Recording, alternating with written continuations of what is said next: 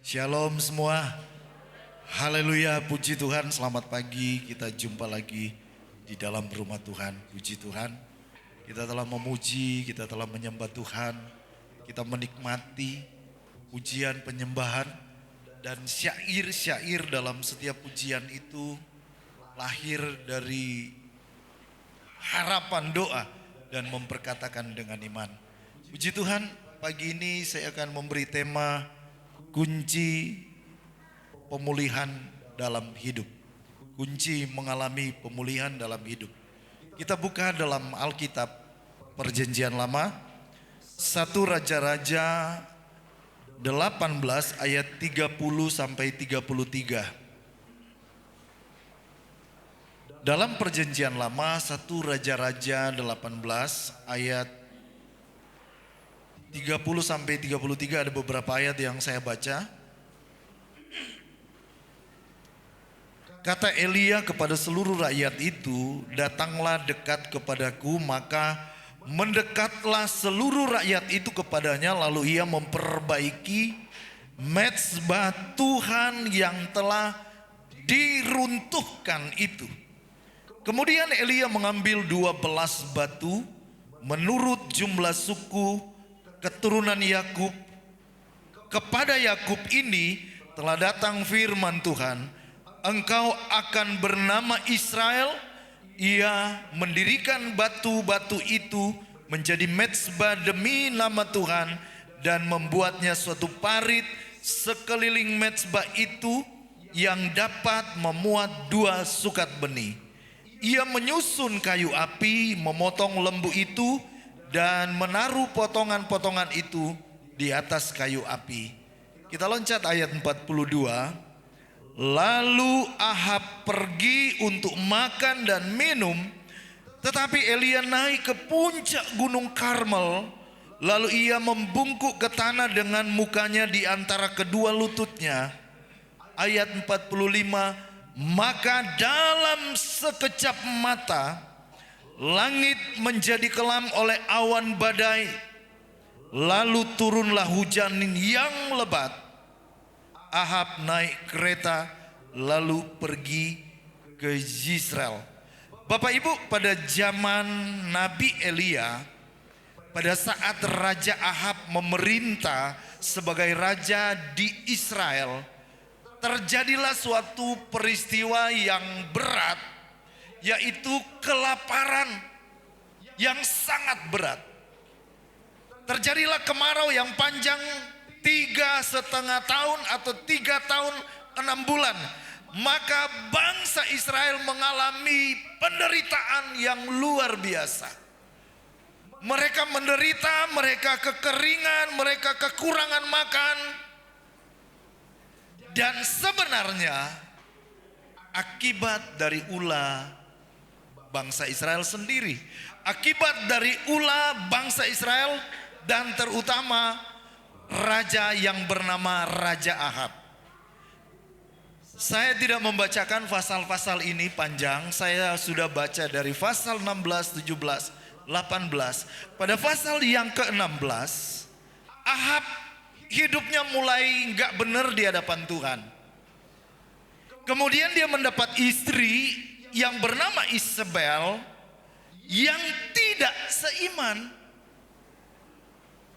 Jadi Isabel ini membawa dia jauh dari Tuhan, kemudian tidak beribadah lagi, membangun mezbah atau tempat persembahan korban-korban kepada berhala-berhala. Ada nabi-nabi Baal, ada nabi-nabi Asyera yang mendapat penghidupan dari istana raja. Jadi para pelayan dari nabi-nabi yang penyembah berhala ini dipelihara oleh Ahab dan Isabel. Sehingga disitulah datang firman Tuhan. Karena engkau sudah jauh dari Tuhan.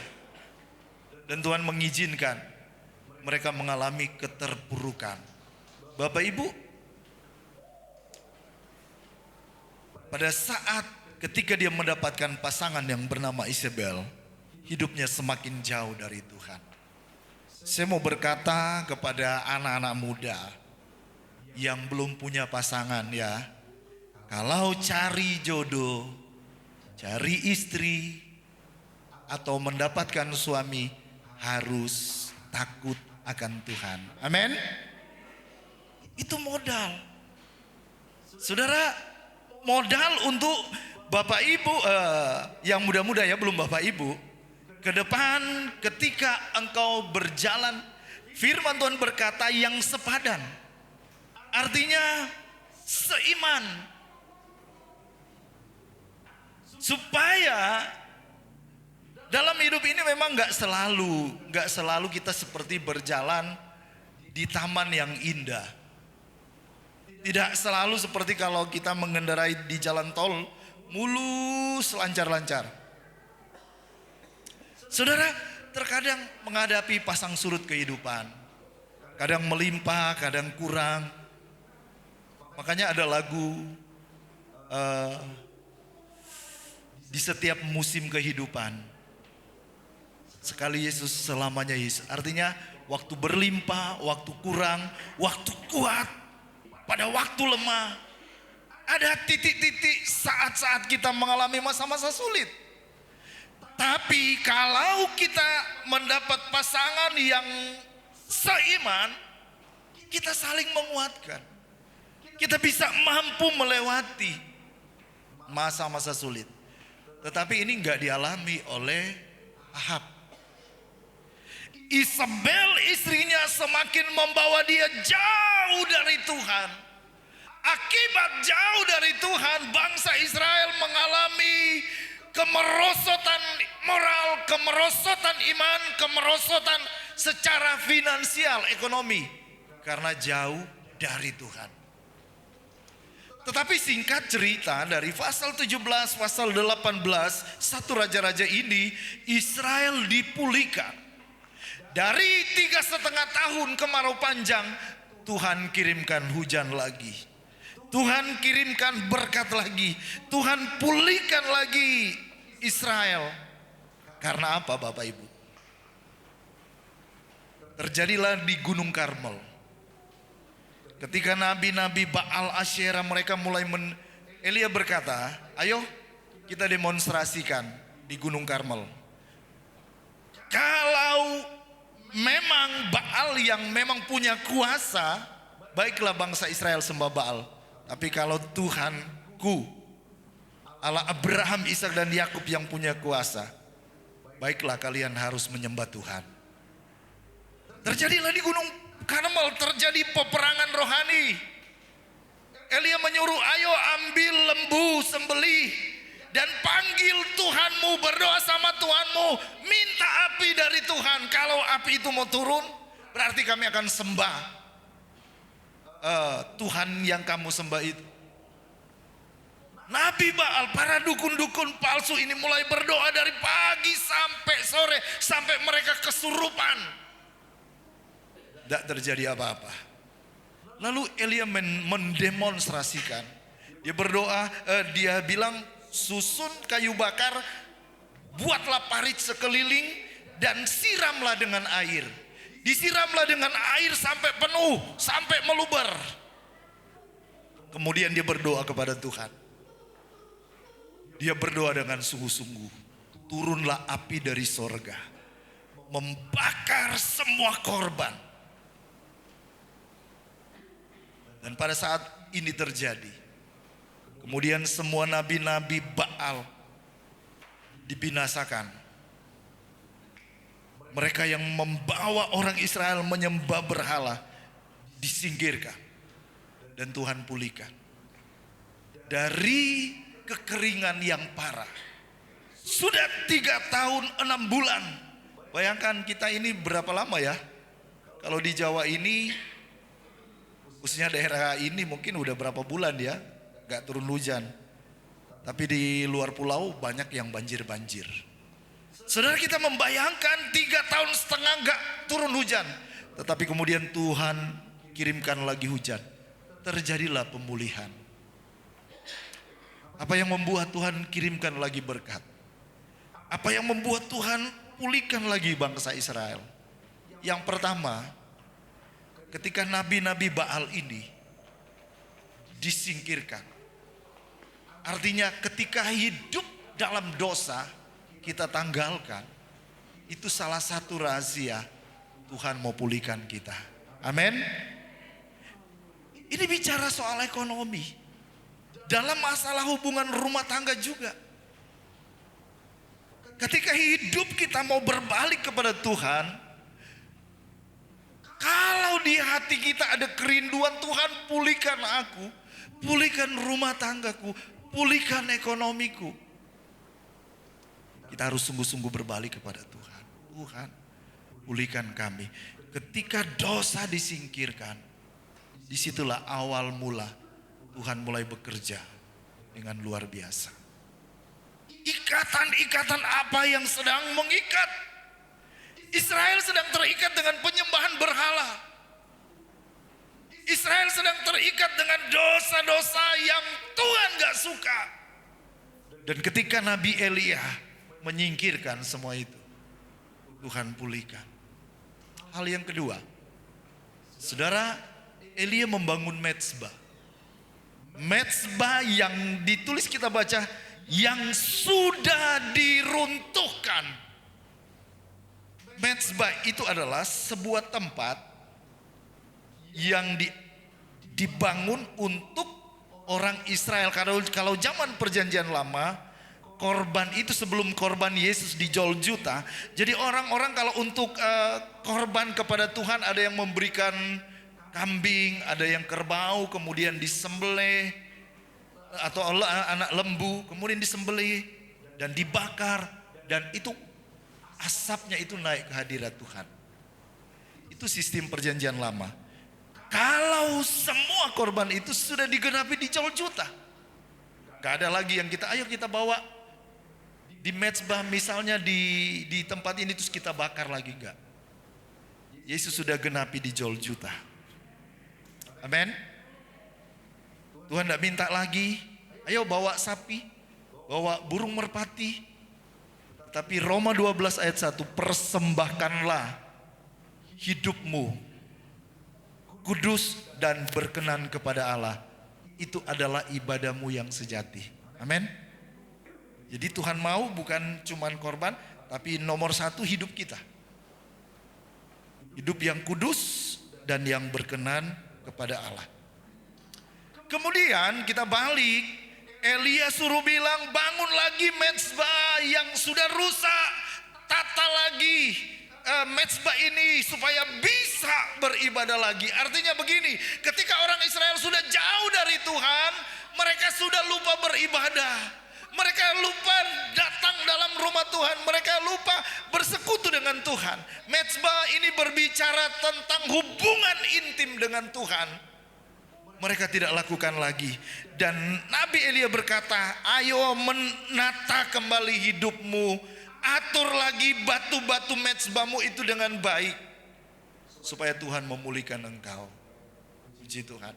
Saudara, coba kita introspeksi, kita merenungkan. Hari-hari ini, apakah kita semakin dekat dengan Tuhan atau semakin jauh? Tuhan merindukan kita terus memperbaiki mezbah. Mezbah doa kita, mezbah ibadah kita bersama dengan keluarga kita. Katakan amin. Puji Tuhan. Saudara, ketika Elia menyusun, menaruh lagi, dan ini bicara hubungan kita dengan Tuhan dipulihkan, saat itulah Tuhan kembali memulihkan hidup kita. Dan yang ketiga, sebelum datangnya hujan berkat itu, Elia naik ke gunung dan dia berlutut, dia berdoa, bahkan sampai dahinya ke lantai ya, ke tanah. Dia berdoa, doa orang benar. Makanya di dalam Yakobus ditulis lagi, Elia adalah manusia biasa. Tetapi dia berdoa, dia bilang kepada langit yang ada di Israel sana, kalau saya berkata enggak hujan 3,5 tahun. Tetapi kemudian dia berdoa, turunlah hujan. Dituliskan, Elia manusia biasa, Tapi dia berdoa dengan sungguh-sungguh. Dan Tuhan mendengar doa. Hamba Tuhan juga manusia biasa. Kami manusia biasa. Punya pergumulan juga. Tetapi ketika kita berdoa dengan sungguh-sungguh sama Tuhan. Bagi Tuhan tidak ada yang mustahil. Amin. Tuhan pulihkan.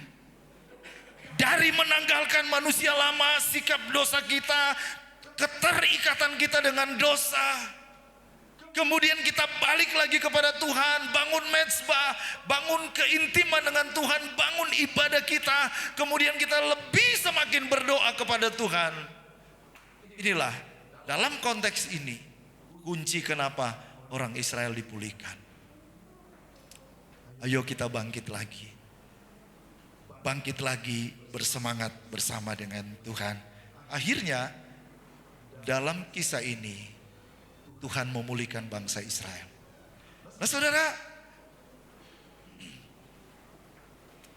gambaran rohani bagi kita, apa yang terjadi ketika kita hidup jauh dari Tuhan. Apa yang terjadi ketika kita hidup jauh dari Tuhan, terpisah dari Tuhan. Sebenarnya, saudaraku, ada alarm kehidupan yang mulai orang yang mulai jauh dari Tuhan ya. Ini ada alarm,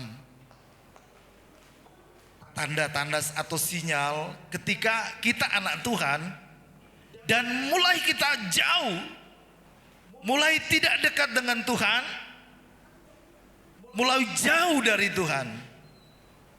Yang pertama, sudah malas beribadah.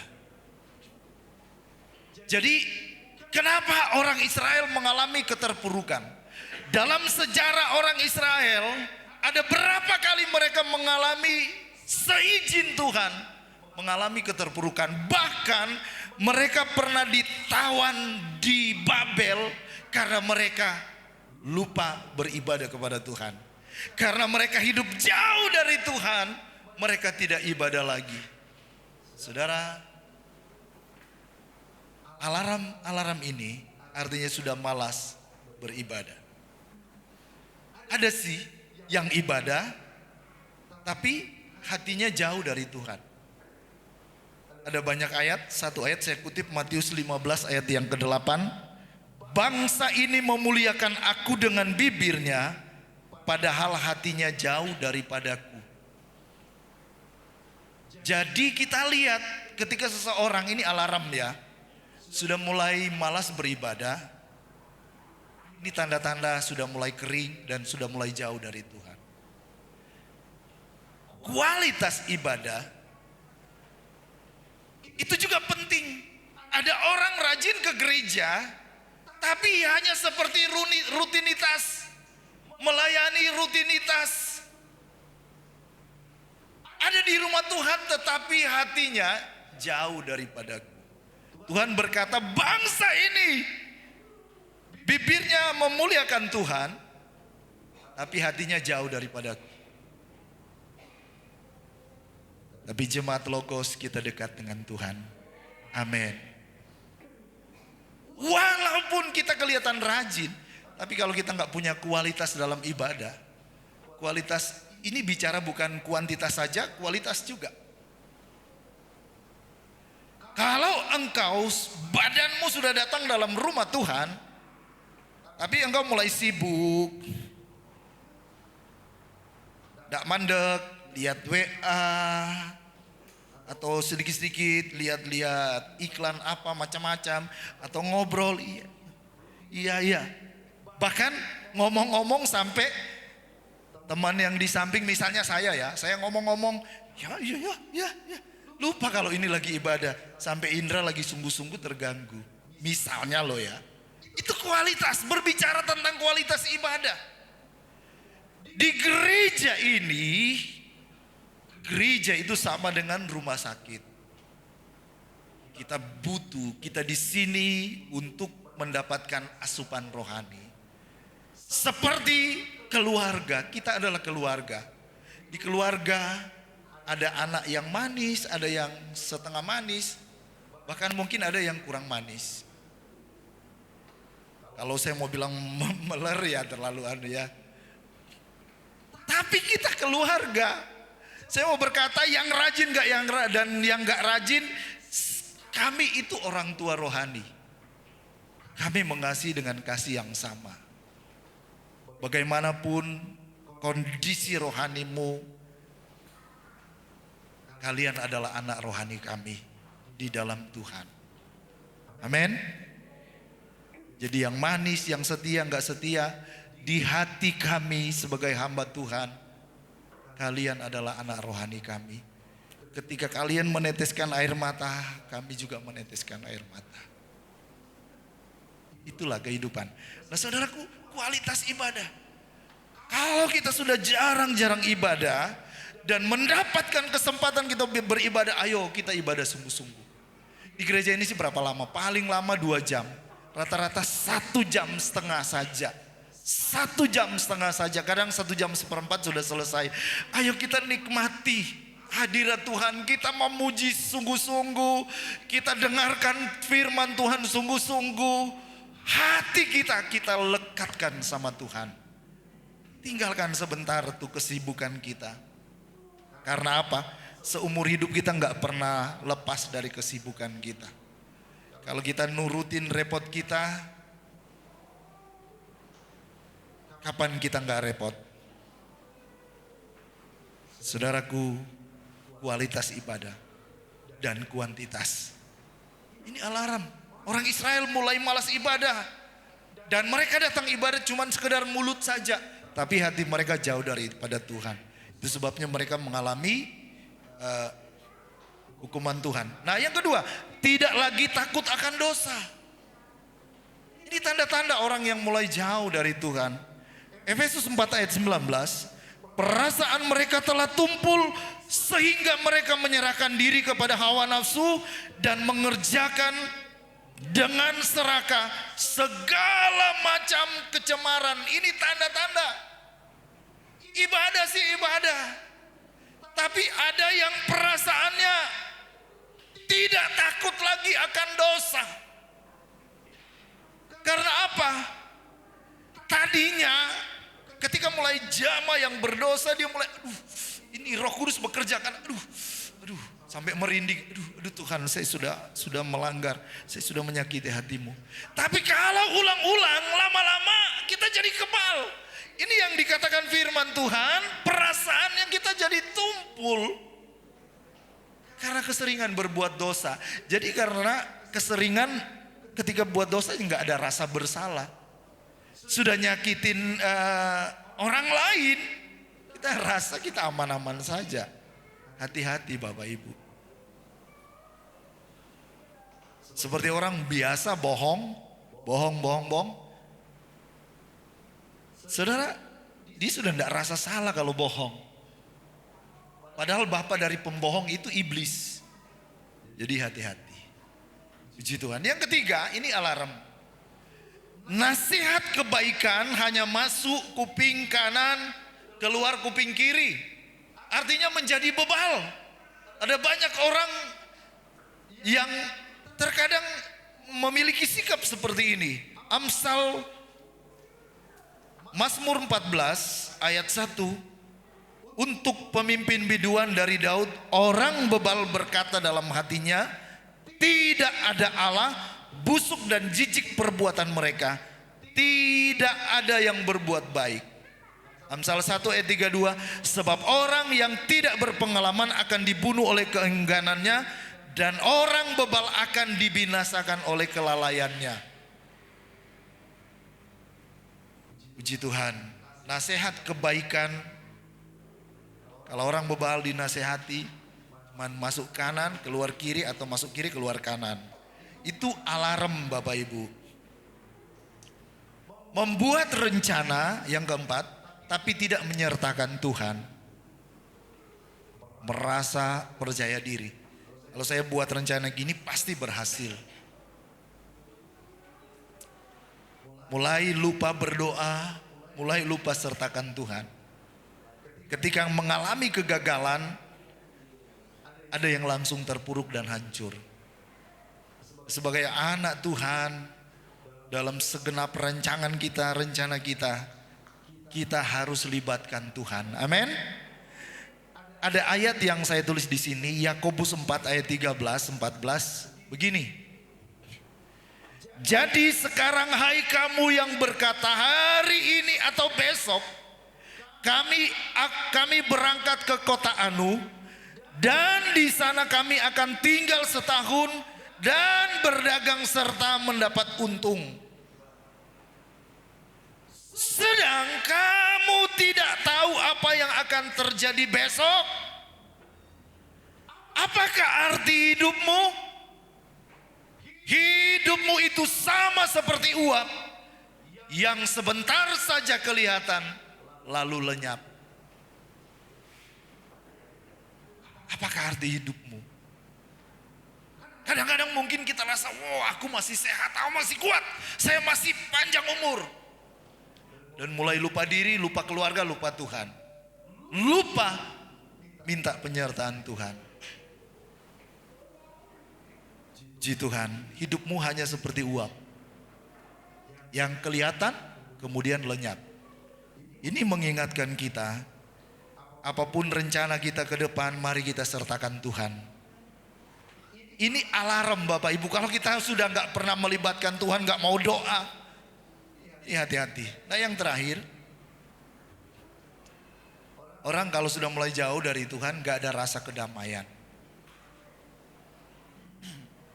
Ada cerita seorang yang turun dari Yerusalem menuju Yeriko. Yerusalem ini bicara tentang kota damai. Dia turun dari Yerusalem. Ketika dia turun, dia dihadang oleh penyamun, perampok ya, merampok dia, memukul dan meninggalkan dia setengah mati. Ini gambaran Bapak Ibu, ketika kita jauh dari Tuhan, kita keluar dari Yerusalem, kita keluar dari hadirat Tuhan, ini yang terjadi. Damai sejahtera kita dirampok oleh Tuhan, oleh iblis. Dirampok, ditinggalkan, dibiarkan, dan gak ada damai. Seperti Mahlon, Kilion, Naomi, mereka meninggalkan Bethlehem menuju ke Moab. Apa yang mereka alami? Kehancuran, kebangkrutan, karena mereka jauh dari Bethlehem yang bicara rumah roti. Roti kehidupan adalah Tuhan Yesus. Jadi kalau kita mulai rasa hilang damai, ini alarm.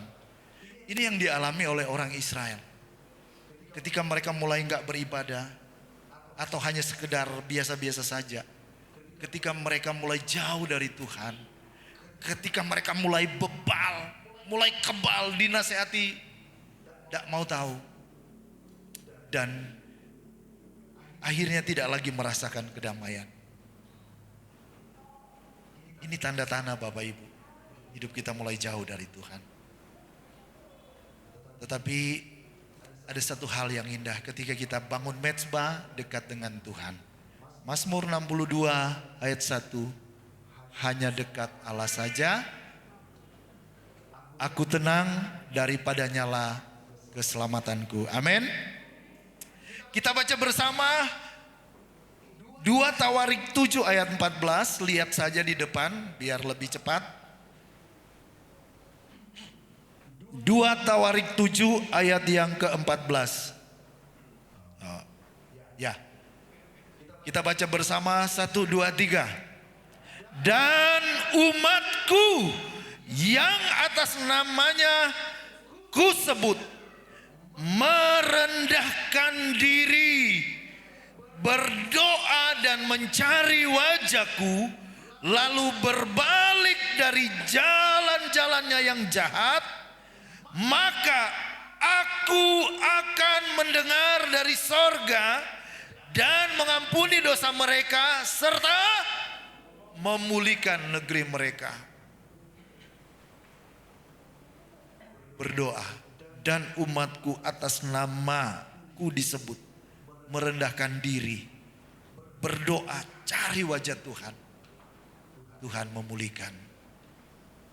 Haleluya. Puji Tuhan. Tuhan berkati kita semua. Hari-hari ini mari kita bangun mezbah lagi kita. Kita bangun keintiman kita dengan Tuhan. Banyak yang kita gak ngerti hari esok. Jangan kita menjadi lupa Tuhan. Tidak menyertakan Tuhan. Kita mulai kebal. Kita mulai jauh dari Tuhan. Ini adalah alarm. Peringatan untuk kita cepat-cepat balik lagi. Tuhan, saya mau dekat dengan Tuhan. Berjalan dalam rancangan. Puji Tuhan. Mari kita bangkit berdiri Bapak Ibu. Kita akan menyanyikan sebuah pujian. Mari kita nyanyi sungguh-sungguh, kita nikmati keintiman dengan Tuhan pagi ini. Sebab di luar Tuhan kita gak bisa buat apa-apa. Haleluya, puji Tuhan.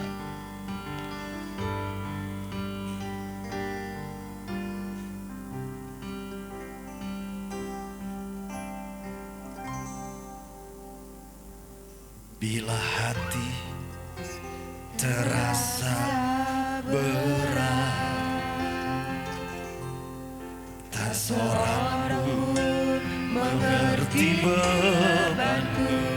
Ku tanya Yesus, apa yang harus ku buat?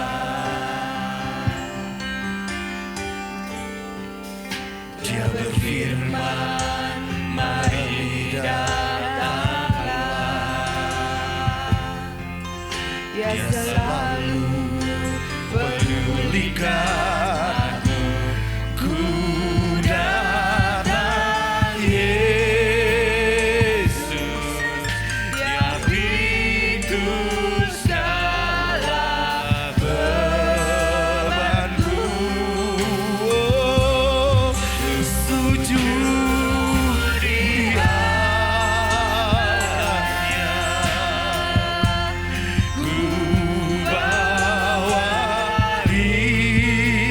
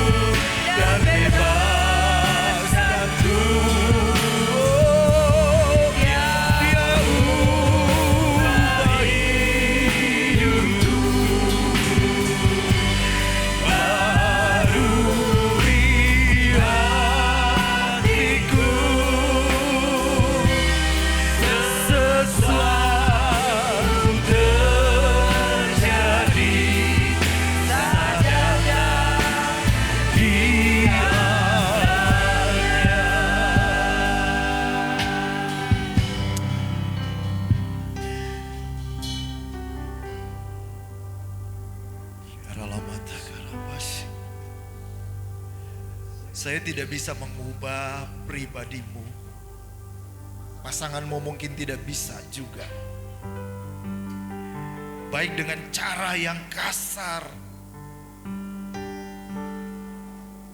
atau keras. Tidak mudah mengubah hati seseorang.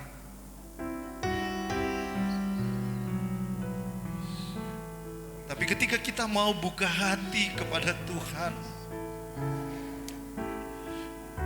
Dia datang dengan lembut menjamah kita. Ketika Yesus menjamah hidupmu, ada sesuatu yang akan terjadi. Ada perubahan, ada pertobatan. Haleluya. Dan Tuhan hanya mau,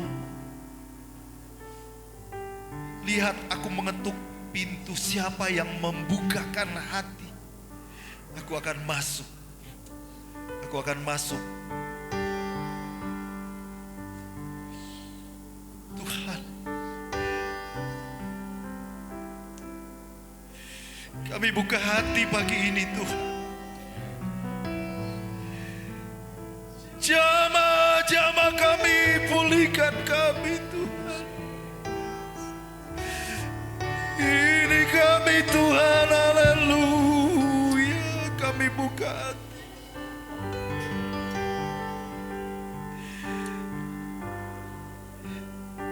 Bukan orang lain yang mempengaruhi kita, tapi pribadi Yesus mengasihimu. Dia mengasihi engkau apa adanya. Hanya dengan buka hati. Dan saya percaya Yesus sanggup mengubahkan hidup kita. Yesus sanggup memulihkan kita. Yesus sanggup menopang kita. Gitu. Terima kasih Tuhan. Kiara batakara bala masih.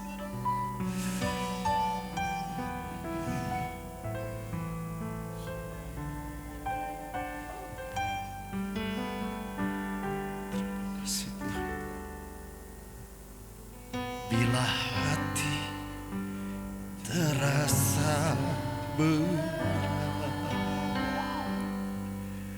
tak seorang pun mengerti bebanku. Ku tanya Yesus, apa yang harus ku buat? Dia berfirman, mari datanglah. Dia selalu pedulikan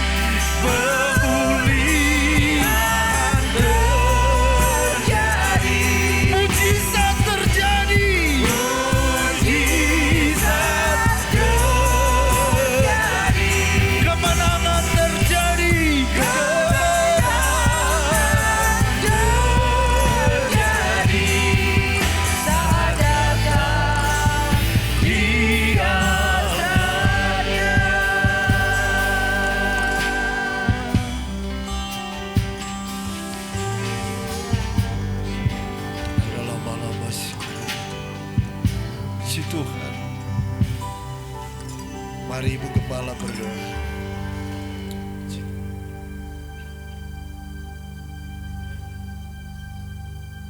Haleluya, haleluya. Kami datang di altar-Mu pagi hari ini Tuhan.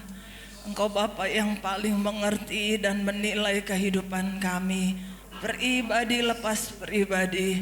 Engkau tahu apa yang menjadi beban setiap jemaat Tuhan yang datang pagi hari ini. Tetapi lewat kebenaran firman-Mu, kembali kami disegarkan, kembali kami dikuatkan Tuhan. Kami rindu mengalami berkat-berkat Tuhan. Kami rindu mengalami pemulihan. Karena itu Bapa, pulihkan hidup kami Tuhan. Kami rindu Bapa, Engkau memulihkan setiap pribadi kami, keluarga kami. Karena itu lewat kebenaran firman-Mu, biar pagi hari ini setiap jemaat Tuhan kami pulang dengan sukacita, dengan sorak kemenangan. Karena kami tahu Engkau telah mengerjakan pemulihan alam hidup kami. Amin. Terima kasih Tuhan. Di tempat ini ada kemenangan. Di tempat ini ada mujizat yang kami alami saat kami datang di hadapan-Mu pagi ini. Dan kami percaya kami pulang dengan sukacita, sebab berkat-berkat dari surga telah kami terima dalam ibadah kami pagi hari ini. Meteraikan setiap kebenaran firman-Mu, biar firman-Mu terus bertumbuh dalam pribadi kami, membentuk setiap kami menjadi umat-umat Tuhan yang semakin berkenan di hadapan Tuhan. Terpuji nama Tuhan. Ini doa kami Bapa. Sebentar kami akan memberikan persembahan bagi pekerjaan Tuhan. Dikuduskan setiap tangan yang berkorban. Dalam nama Yesus kami sudah berdoa, mengucap syukur untuk berkat firman Tuhan pagi hari ini. Haleluya. Semua yang diberkati katakan amin.